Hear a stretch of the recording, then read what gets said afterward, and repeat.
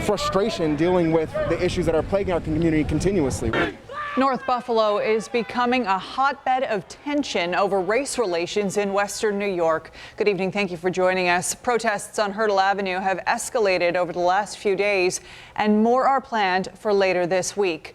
Customers at one bar on Hertel are accused of using racist language at protesters. But as Jeff Rusak reports, the bar is temporarily shutting down for a different reason. No justice! Protesters were back on Hertel Avenue for a second night in a row. This protest, protesting Tuesday's racism. That protest was protesting last Friday's racism. Ralliers met in front of MT Pockets, the bar where Tuesday's confrontation took place. A confrontation protesters believe was mishandled by police. They surrounded the bar and they had their backs to the bar and they were facing the crowd.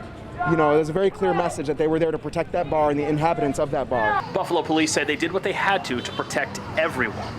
Wednesday, Black Lives Matter protesters shared ideas about what needs to be done after the protest and small march. We need to be able to work together, and that's the big thing. And I think we all have very common problems that we can connect easily, right? And that's the lack of funding for our communities, that's the lack of proper education, right? That's the lack of proper community support.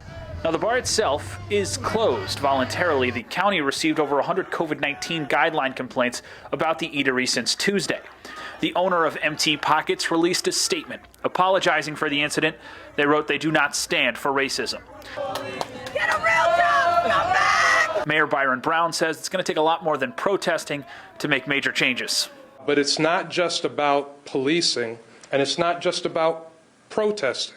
It is about every institution and every organization in this community needs to look at itself and needs to look at its policies and needs to look at how systemic racism is addressed.